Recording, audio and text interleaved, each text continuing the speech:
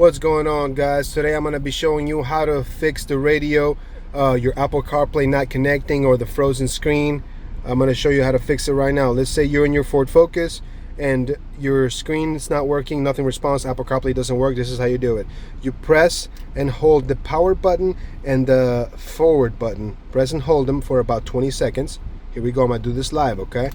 1 Mississippi, 2 Mississippi, 3 Mississippi, 5 Mississippi, 6, 7. Boom, there you go. After about 7 seconds, the screen will turn off. Just press and hold it. And be a little bit patient. And the logo is going to come up. And it's going to reset.